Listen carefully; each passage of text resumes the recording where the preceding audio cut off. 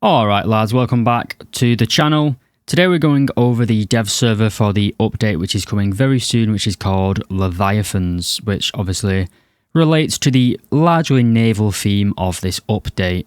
Up first we're going to cover the SLAM-RAM. This is basically the surface launched advanced medium range anti-air missile. It's basically an air defense system for the United States.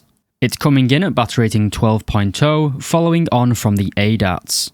The TEL variant of this vehicle, which stands for Transporter, Erector and Launcher, is capable of carrying 4 AMRAAM C5s, as well as 2 AIM-9X, which are infrared homing obviously. Now you may be wondering, how does this system work? Well, basically you can see in the bottom center we have the C plus Alt, and if we press this it allows us to spawn in a TEL. Next you want to go into your settings, or control sorry. I would then next bind the select radar/IRST target to lock on to whatever key you like. Next, search for the weapon lock button and then bind that to whatever you want as well. After we've set those 2 keybinds, we can now effectively use this weapon system. So the select weapon to lock system basically allows you to cycle through everything that the radar can detect. So as you can see, we're cycling between the targets. And then if say we want to shoot this helicopter here, we are now going to use the weapon lock. Now that has fired the IR missile for some reason. We'll pretend that didn't happen. So you press the weapon to lock and now we get a red circle. Then if we press the left mouse button or the regular fire button, it's then going to launch the missile. So to demonstrate this weapon system without the AIM-9X firing as well, say we want to lock onto something over there. We're then going to press the weapon lock button. It's going to give us a full red circle. And then we're just going to press the left mouse button and the AMRAAM is going to go on its merry little way. As we just saw on the SLAM-RAM, you'll notice that Gaijin have added the AIM-120 C5, and both the F-15E in the American tech tree as well as the FA-18 Lates are all getting the AIM-120C. Now the main difference between the 120B and the 120C is mainly it's got a little bit better off-bore sight capability, so you'll be able to fire it at a bit more of a harsher angle. It's not going to be anything like the Mika ERs on the French vehicles, but it should be a nice little quality of life update for those high angle off-bore sight shots in the American top tier jets. Following on from this, we now have the RAH-66. This is quite a low battery rating, to be honest. It's 11.3 at the minute. The caveat to that is that it doesn't have any sort of countermeasures whatsoever, so it is going to be quite vulnerable to any sort of missile coming right at you. This helicopter is a premium and currently sits in the 6th rank of the US heli tree, and as I said, its battery rating 11.3. At the minute, the Cheyenne can carry up to 6 Hellfires carried internally, but you can also take along 8 additional Hellfires on the outer pylons. The Comanche also gets a 20mm autocannon located on the nose of the aircraft, as well as a thermal imager. As you can see, the thermal imager for this plane is a very high quality resolution, and we also have a very large level of zoom with the cannon, with the optics, sorry. We then also have a special multi-pack. In the last couple of updates we got the German Tiger pack where you got 2 Tigers and the Ostwind, and it's a kind of similar package for the Americans. We're getting the Sherman HVSS, you also get the Hellcat which is 6.0, as well as the Skink which is 5.3. All of these vehicles are located in rank 3, just here in a special little folder. Being perfectly honest with you, this pack doesn't seem particularly good in my opinion. The Sherman is not a good vehicle. We already have a premium M18 Hellcat, so if you already have that, there's not really any point to it. And the Skink is just one of those vehicles that it's not particularly good at killing air vehicles or ground vehicles. The 20mm cannons are very low muzzle velocity, so it comes nowhere near being as good as like the Whirlwind, for example. And finally, we have the USS Iowa. This is coming in the 7th rank of the US Blue Water Fleet tech tree, sitting at battery rating 8.7, following on from the USS Tennessee. The USS Iowa features 9 16-inch 50 caliber guns, giving them a theoretical, very high muzzle velocity, but the United States Navy for some reason chose to use what is called super heavy shells. I very much doubt Gaijin has actually modelled this into War Thunder though, as their understanding of naval combat is basically non-existent, but it does have nearly, well, it's just over 850mm of penetration at point blank range, but it does have a fairly low TNT bursting charge of 18.2 kilos of TNT. I think it's going to be another one of those cases where a historical ship that basically everyone idolizes, Gaijin's going to do it dirty and make it like really, really shit on purpose. So if we take a shot at the hipper here, you're going to see that the rounds don't really do too much damage. Now granted, it may over-penetrate with this sort of rather thin armour here, but you'd expect the shells to do a lot more damage than basically just grazing the ship. Those rounds may have gone a little over. Let's send a few short to see if we do actually do any damage to the actual hull of the vessel.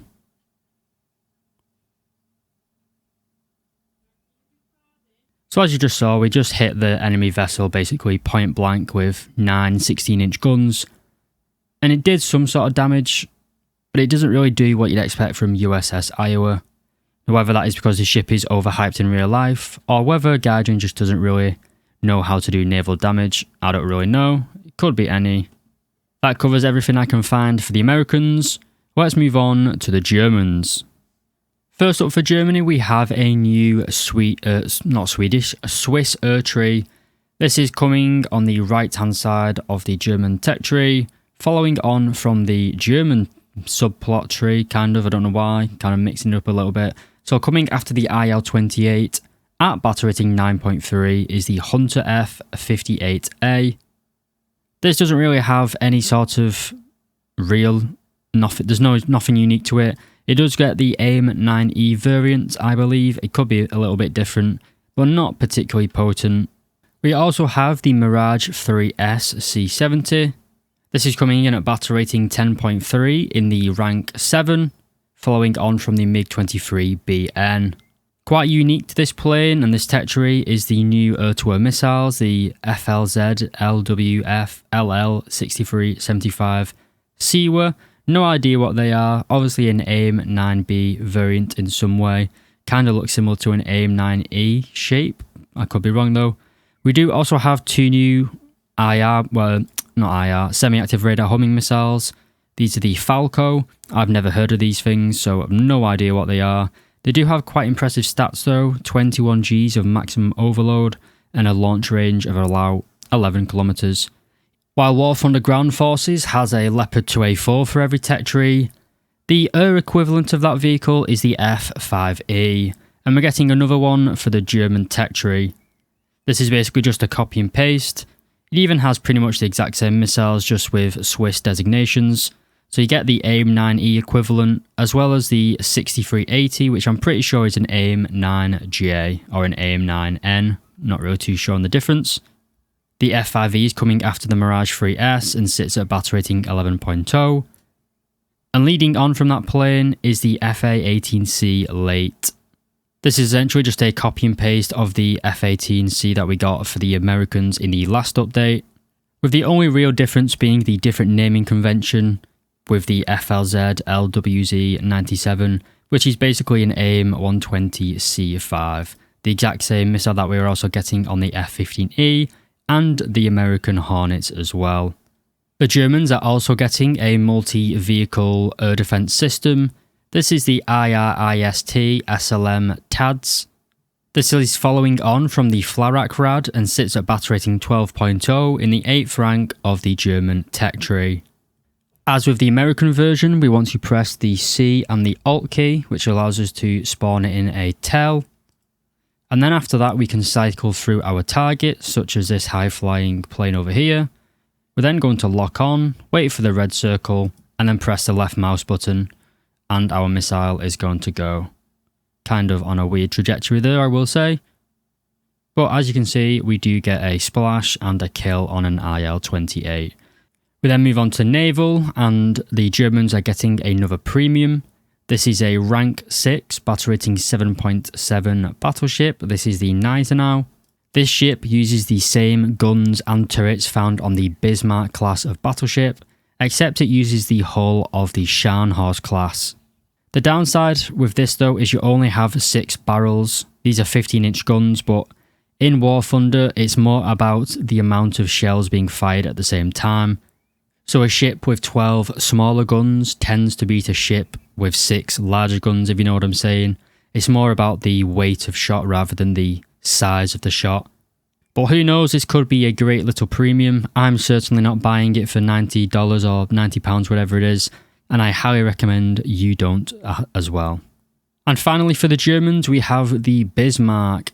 This is coming in rank 7 and located at battle rating 8.3. So you have 8 15-inch guns that have a rate of fire of about 2.6 times per minute, around 23 seconds with an ace crew. That being said, I don't think the Bismarck is going to do too well in the meta.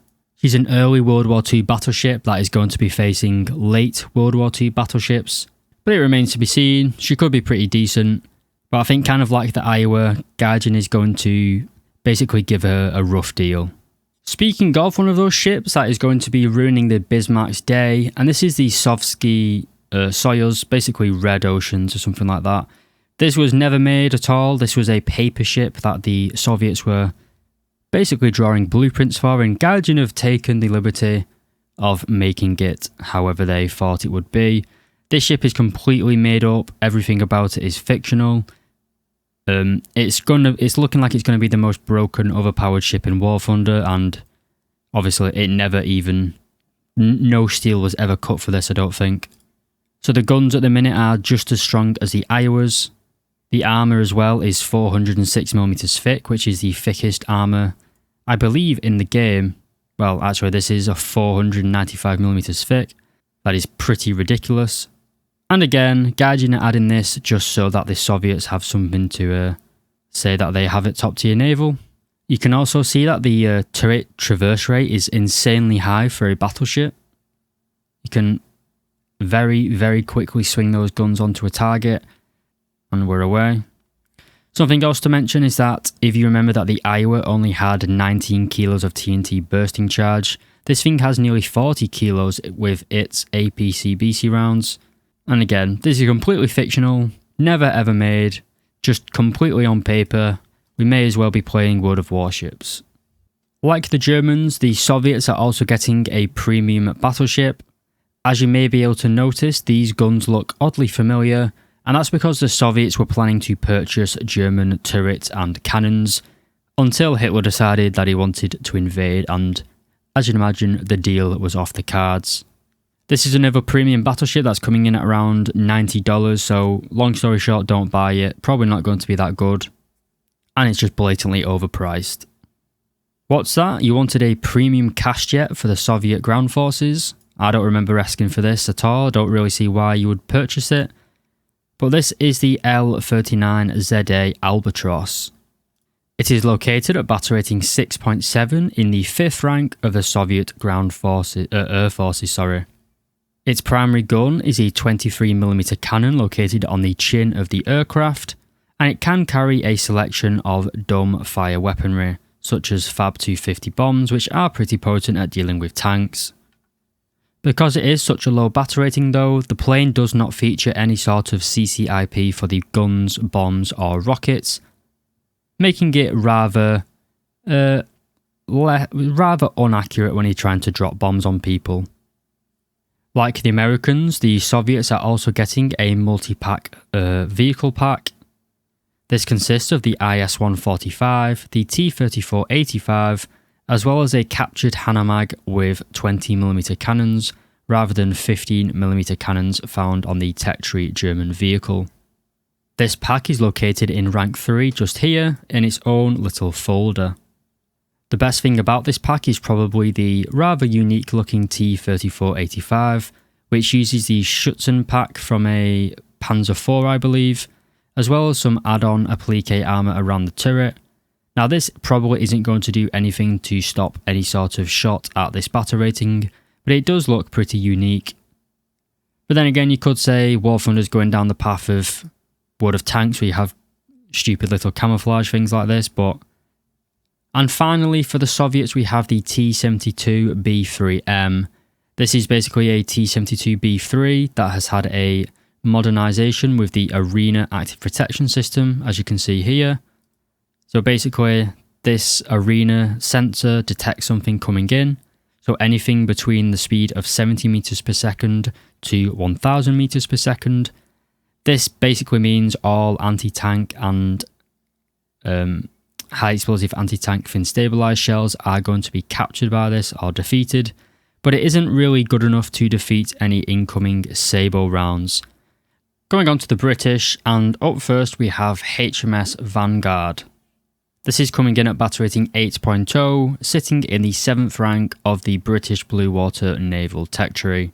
It does get a bit of an upgrade in terms of the Mark 22B shell, giving us 727mm of penetration with a 20 kilo bursting charge, which isn't amazing to be honest.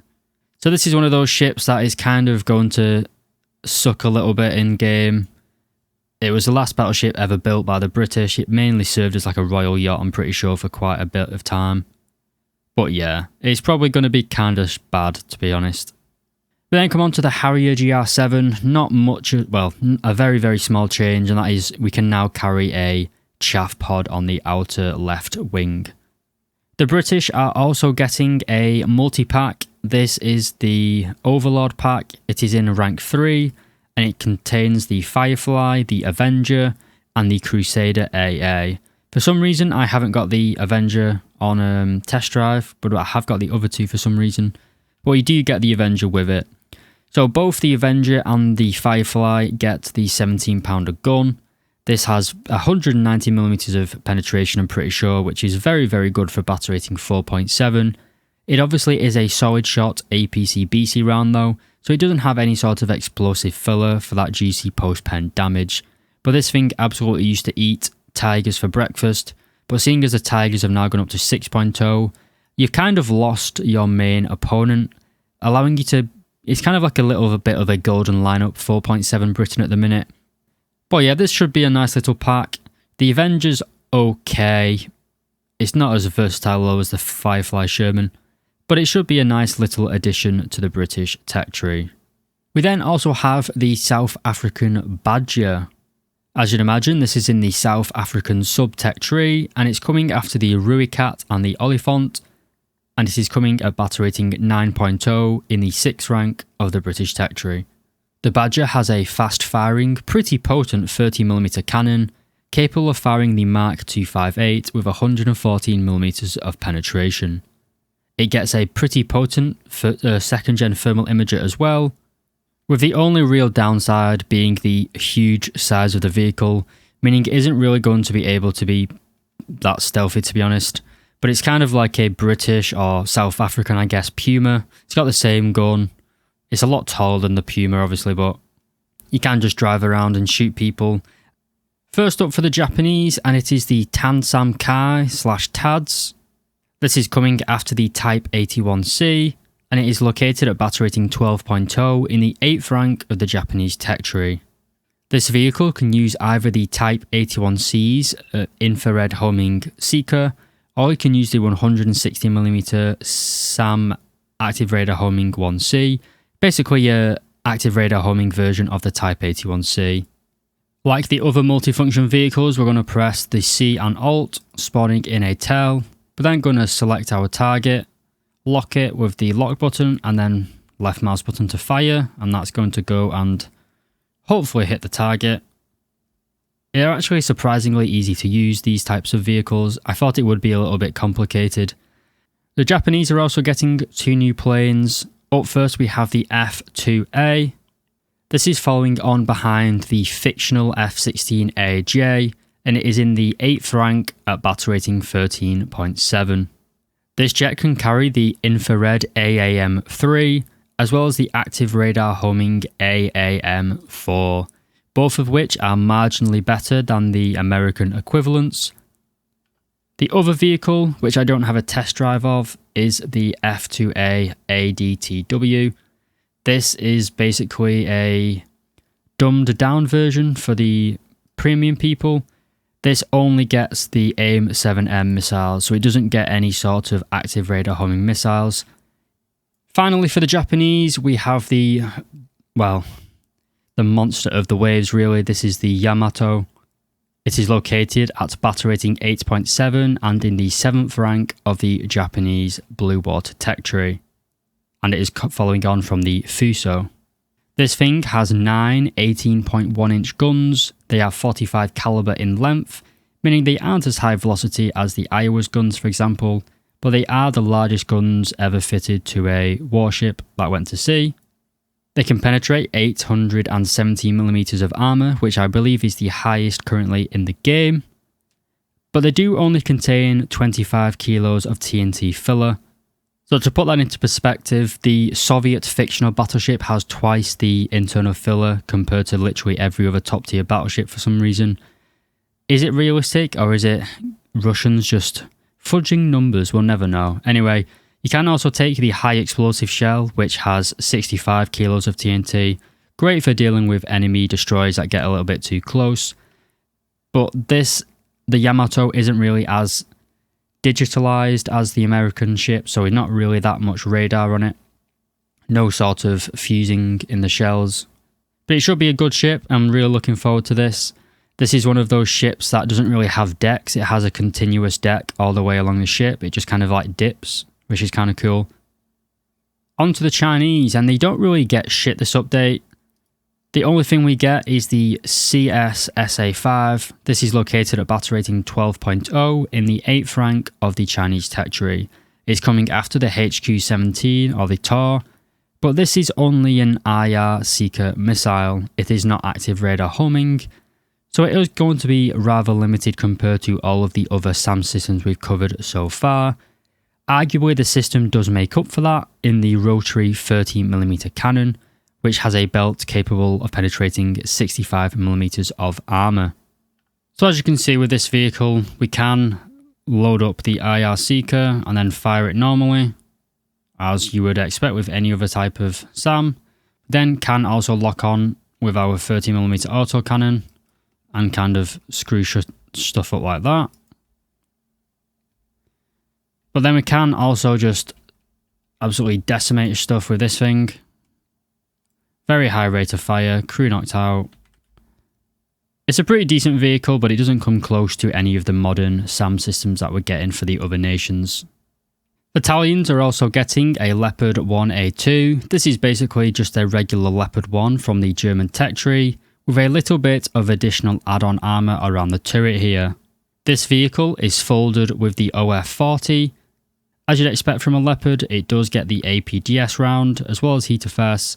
No stabilizer on it, basically just a copy and paste Leopard 1 with a little bit additional protection. We do also have the Regina Norine, I can't remember the name of it, the Roma. This was one of the last Italian battleships produced, and it was sunk by a Fritz X as it was sailing to surrender to the British. It is the only rank 7 naval vehicle in the Italian tech tree, and it sits at a battle rating of 8.0. This ship has 9 15-inch 50 caliber guns, and it currently has fairly potent ammunition with 771mm of penetration, but it does only have a tiny bursting charge of 10.1 kilos of TNT.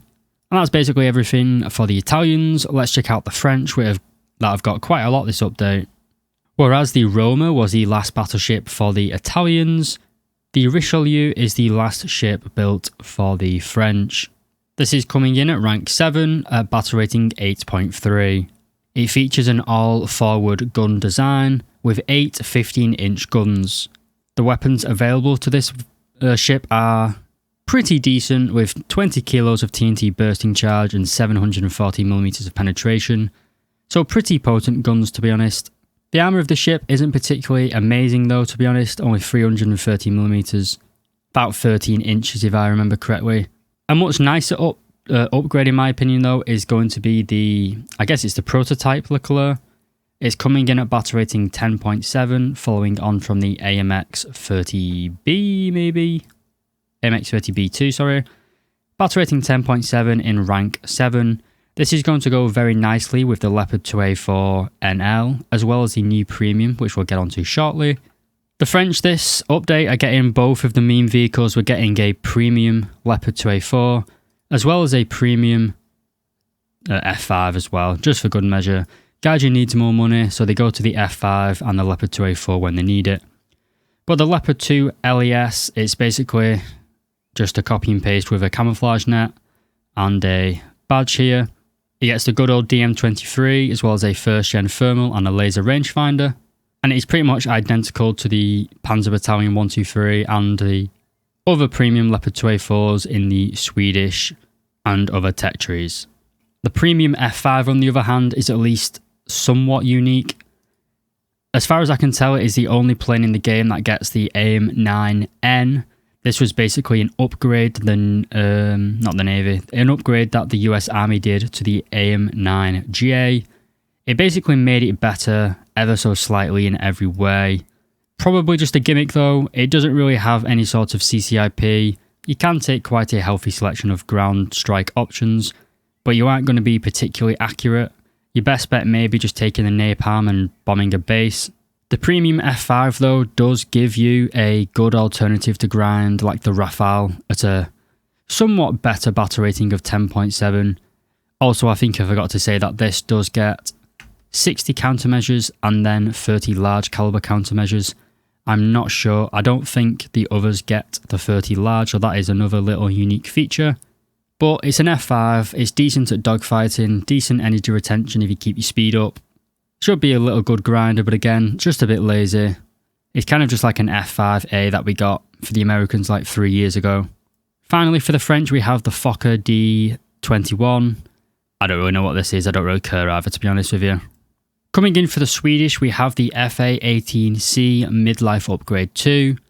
This is coming in at battle rating 14.0 in the 8th rank of the Swedish Air Tech tree, following on, of course, from the F-18C.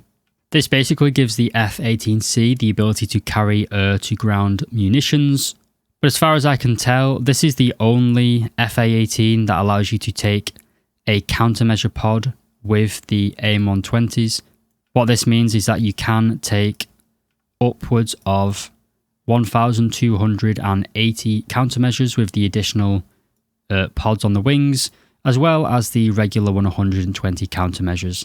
So a very large amount of countermeasures on this plane, and you are going to need it because it is slow, incredibly sluggish, not particularly the best plane at top tier. You still do get the AIM-9Ms though, which are pretty reliable, but good luck trying to do anything against like a significantly faster opponent. Sweden also gets one of the new type of vehicles, the new type of air defense vehicles. This is the ELDE 98. This is coming in the 8th rank and at battle rating 12.0, following on from the ITO 90M. Unlike most of the other vehicles we've looked at in terms of the air defense, they were using active radar homing missiles. The Swedish version gets the RBS 98, which is an all-aspect IR missile, but it does have a frontal lock-on range of 9 kilometers, so it is still quite potent even at those longer ranges, despite being an IR missile. So, same as always, we're going to cycle through a target that we want to fire on. Hopefully we can see the long-range target here in a sec. So say we want to fire at that guy, we're going to lock a target, wait for it to go red, and then fire. And finally for the Swedish, we have the M24DK.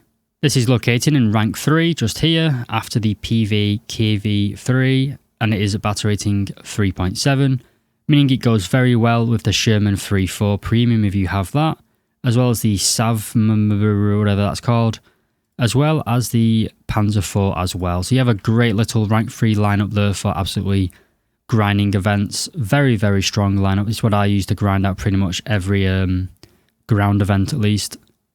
And finally for this video, we have the Israeli Spider. Now you may say this is absolutely huge, and you're not wrong.